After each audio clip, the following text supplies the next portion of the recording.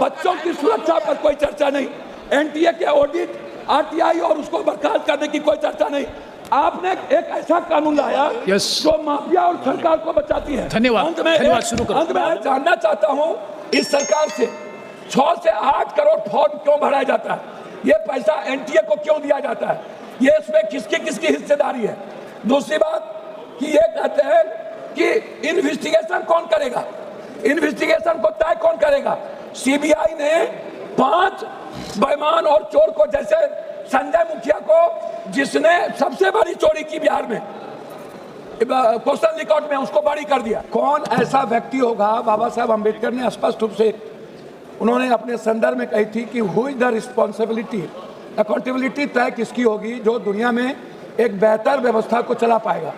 जब इस कंट्री में हमारे नेता, पदाधिकारी और माफिया सभी लोग मिलकर, आपसे मैं सिर्फ इतना कहना चाहूँगा, 2019-20 में, 2023-24 में एनटीए ने लगभग 3,554 करोड़ आय अर्जित की।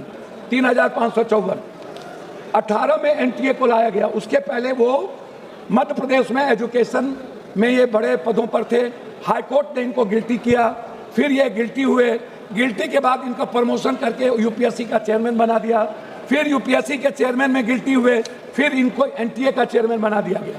एक ही पदाधिकारी दुनिया में इतने ईमानदार हैं कि जिनको बार बार इनको दुनिया के बड़े पदों पर रख दिया जाता है और एनटीए के बारे में कोई चर्चा नहीं होती है। दूसरी चीज, 26 तक केवल 24 ही पदाधिकारी एनटीए के पास है। मात्र 24 पदाधिकारी के द्वारा ये एनटीए चला रहे हैं, ये एग्जामिनेशन कंडक्ट कर रहे हैं। आपको आश्चर्य होगा सभापति महोदय, यह व्यक्ति, यह संस्था एक ऐसी संस्था है जिन्होंने 6 करोड़ से 8 करोड़ बच्चों का फॉर्म भरवाती है। 6 करोड़ से 8 करोड़, 20 लाख एग्जाम होता है 1 लाख नौकरी में, और 15 लाख एग्जाम होता है 1000 की नौकरी में जेई का, और नीट्स का होता है 20 लाख। 1 लाख नौकरी हम दे पाते हैं नहीं। हम कुछ बीएमएस में ले जाते हैं और कुछ हम बीएमएस के बाद नर्सिंग में ले जाते हैं। हमारे बच्चे क्या कहते हैं?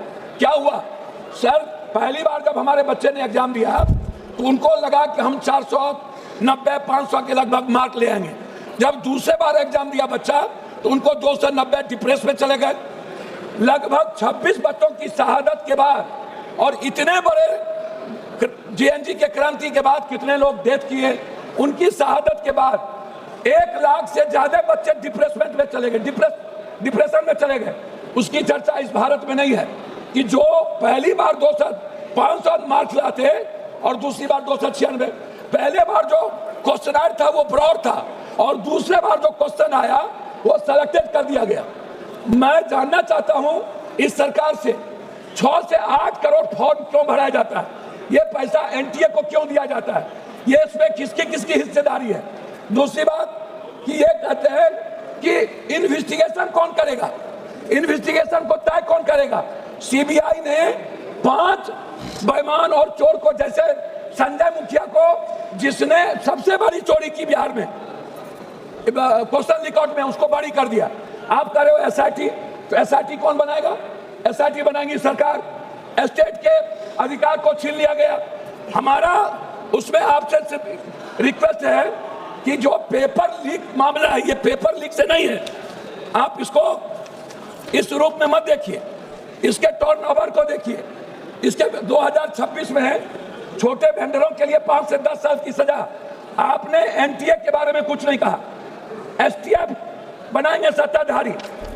आप 25 लाख बच्चे जो टारगेटेड हुए, उसमें भारत को अमेरिका के तर्ज पर एसएटी जीआरई मॉडल के साथ, सर अभी शुरू किए सर, नहीं कंप्यूटर बेस्ड एडोपेटिक टेस्टिंग लागू करनी चाहिए रियल टाइम के अनुसार।